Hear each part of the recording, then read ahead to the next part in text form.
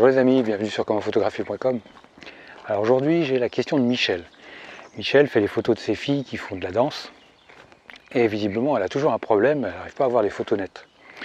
Il y a toujours plus ou moins dans ce qu'elle me dit des flous de mouvement. Alors c'est toujours un peu le même problème, elle m'a signalé qu'elle faisait ses photos, mode priorité diaphragme, 5/100 de seconde, mais elle est toujours insatisfaite parce que les photos ne sont pas parfaitement nettes. Il y a toujours quelque chose qui est flou ou quoi que ce soit. Donc j'irai là, en toute logique, on va augmenter la vitesse. Du 5/100, on va passer au millième de seconde. Après je pense que les photos, les personnages vont être nets, ça c'est pas un problème. Après se pose la problématique de la lumière. Comme on est dans des salles souvent qui sont éclairées artificiellement, avec une lumière qui est pour l'appareil photo relativement faible, on a des montées en ISO. Donc quand on a une montée en ISO, on a du bruit, on a des phénomènes qui vont dégrader la qualité de la netteté. Donc c'est peut-être là aussi le phénomène de ne pas avoir le sentiment d'avoir de photos nettes.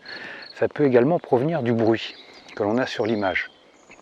Donc ne pas hésiter, maintenant Lightroom a une capacité de réduction du bruit qui est très, très correcte.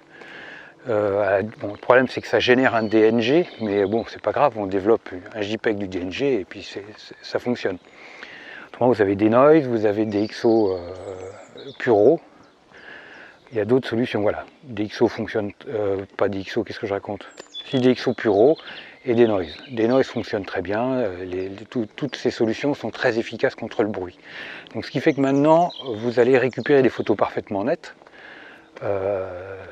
sans avoir de problématique de bruit.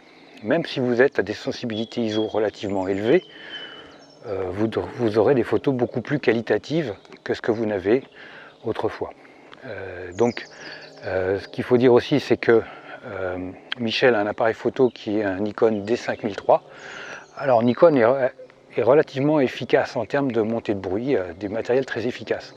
Après, le D5003 est un appareil photo qui a une technologie qui peut être ancienne en montée de bruit, mais malgré tout, avec les solutions actuelles de réduction du bruit, il n'y aura strictement aucun problème dans la mesure où vous faites du RAW, encore une fois.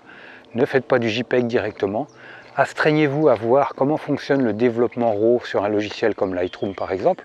Vous avez DxO, vous avez Affinity, vous avez plusieurs possibilités, plusieurs solutions qui existent pour développer des fichiers RAW en JPEG. Donc regardez ça.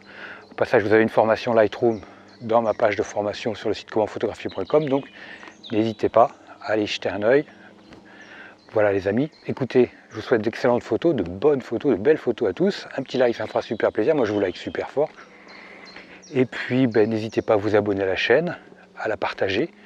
Et puis je vous dis à très vite pour de nouvelles aventures. Ciao les amis.